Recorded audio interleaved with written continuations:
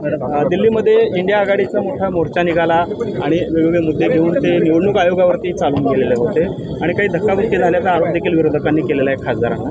काय पहिल्यांदा तर या लोकांचा भारतीय संविधानावर आणि भारतीय न्यायव्यवस्थेवर विश्वास नाही।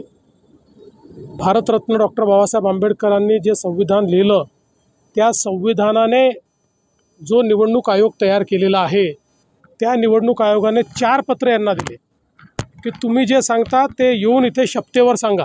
का हिम्मत नाही यांची? का हे जात नाही तिथे? का पुरावे देत नाही? रोज खोटं बोलायचं आणि पळून जायचं। पळपुटे लोक आहेत, यांच्याजवळ काहीच नाही आहे।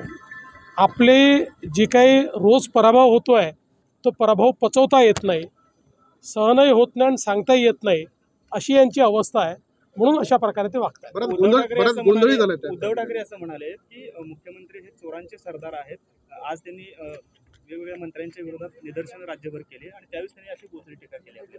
असं आहे की आम्ही लोकांच्या प्रेमाची चोरी करतो, लोकांच्या मनाची चोरी करतो, म्हणून लोक आम्हाला मतदान करतात। आणि त्यांनी जनादेशाची चोरी केली होती, ते जनादेश चोर आहेत आणि म्हणून लोकांनी त्यांना घरी बसवलं। त्याच्यामुळे जनादेश चोरांनी लोकशाहीमध्ये कसं वागायचं आम्हाला शिकवावं, यापेक्षा काय दुर्दैव आहे? बरं, ते जनादेश चोर आहेत आणि त्यांचे चेले चपाटे कफन चोर आहेत। ज्यांनी मुंबई महानगरपालिकेमध्ये कोविड घोटाळ्यात कफन खरेदीतही चोरी केली, त्यातही पैसा कमावला। आता कोणाचे सरदार म्हणायचं? उद्धवजींना कफन चोरांचा सरदार म्हणू? मला अशी भाषा वापरायला आवडत नाही। महाजन आक्रोश म्हणताय, ते आहे का हा खरा महाजन? हा त्यांचा मन आक्रोश आहे, जन आक्रोश नाही आहे। जनतेला काही घेणं देणं नाही आहे, त्यांचा मन आक्रोश आहे। सत्ता गेली, खुर्ची गेली, त्यामुळे मन मानत नाही आहे, ते मन आक्रोश चालला आहे। सूचना केल्या होत्या, मात्र हायकोर्टाने त्यावर बंदी आणली। तर सुप्रीम कोर्टाने देखील म्हटलं की यामध्ये आम्ही हस्तक्षेप करणार नाही। ठीक आहे, आता जे जे जे कोर्टाचे आदेश असतील त्याचं पालन आम्ही करू आणि आम्ही असाही प्रयत्न करू की आता काही लोकांच्या भावना याच्यात जुळलेल्या आहेत। तर मुंबईमधला जो निर्मनुष्य एरिया आहे, संजय गांधी नॅशनल पार्क असेल किंवा अशा भागामध्ये कुठे जर अशा प्रकारे फीडिंगची व्यवस्था ही फॉरेस्टच्या नियमामध्ये बसून करता येत असेल तर त्याचा देखील विचार हा आपल्याला करता येईल। जरांगे पाटील म्हणतायत की मराठा नेत्यांना दाबण्याचं एक षडयंत्र सरकार करते, त्याच्यावर कधीच बोलत नाही। तुम्ही असं आहे, शेवटी काही लोकांना आरक्षण महत्त्वाचं आहे, काही लोकांना मी सत्तेवर असू नये एवढंच महत्त्वाचं आहे। तर त्याला काय उत्तर द्यायचं मी?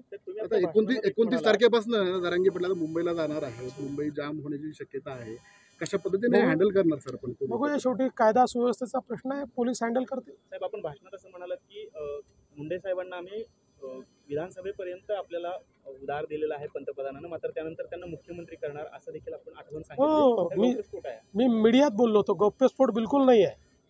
मी स्वतः मीडियामध्ये सांगितलं होतं की मुंडे साहेबांना, म्हणजे हे मोदीजींना बोललो असं नाही, मी जाहीर सभेत बोललो आणि मीडियातही सांगितलं होतं की मुंडे साहेबांना आम्ही सध्या उधार दिलेला आहे। आमची इच्छा आहे की त्यांनी येऊन नेतृत्व करावं, कुठलाही गौप्यस्फोट नाही, त्यापूर्वी अनेकदा बोललो आहे। सर, नागपूरचा एक व्हिडिओ आला आहे, एक मनुष्य आपल्या पत्नीला गाडीवरती बांधून घेऊन जातो, त्याच्या मदतीसाठी कोणी आलं नाही, डेड बॉडी घेऊन? नाही, मी बघितलेला नाही, त्याच्यामुळे न बघितलेल्या गोष्टींवर मी कशी प्रतिक्रिया व्यक्त करू?